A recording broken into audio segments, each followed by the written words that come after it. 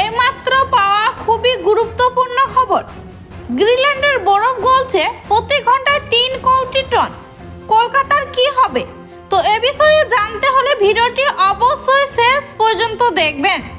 ভিডিওতে একটি লাইক করবেন আর আপনি এই ভিডিওটি কোন জেলা থেকে দেখছেন সে জেলার নামটি কমেন্ট করে জানাবেন। আর এমনই বিজ্ঞানীদের সরাসরি আপডেট পাওয়ার জন্য চ্যানেলটিকে সাবস্ক্রাইব করে চ্যানেলের সঙ্গে থাকবেন।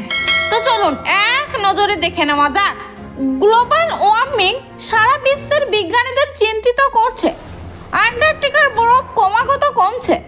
এখন এটি প্রকাশিত হয়েছে যে গ্রিনল্যান্ডের বরফের চাদর খুব দ্রুত গলে যাচ্ছে। এখানে উপস্থিত বরফ আমেরিকার ট্রেক্টর শহরের চেয়ে 3 গুণ বড়।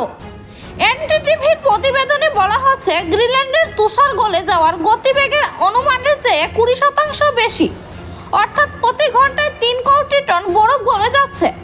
এটি সমুদ্র পৃষ্ঠের উপর সরাসরি প্রভাব ফেলবে, যার কারণে এই বৃদ্ধির বহু দেশের উপকূলীয় শহরগুলিতে বিপদ ডেকে আনবে। বিজ্ঞানীরা মনে করছেন সাগর ও মহাসাগরগুলিতে জলস্তর বাড়তে থাকলে ভারতের উপকূলীয় শহরগুলি যেমন মুম্বাই, চেন্নাই, কোচি এবং হুগলি নদীর মোহনায় অবস্থিত কলকাতা পড়েছে বিপদের মুখে। গ্রিনল্যান্ডের বরফ গলা সাম্প্রতিক একটি গবেষণা চ্যানেল জানলে প্রকাশিত হয়েছে। বিজ্ঞানীরা জানতেন যে গ্রিনল্যান্ডের বরফ গলে যাচ্ছে, কিন্তু তাদের ধারণা ছিল না যে এত হার এত বেশি হবে। এই গবেষণাটি উদ্বেগজনক, কারণ বরফ গলে সমুদ্র পৃষ্ঠের উচ্চতা বৃদ্ধি পাবে, যা উপকূল বরাবর অবস্থিত শহরগুলির জন্য ভালো খবর নয়।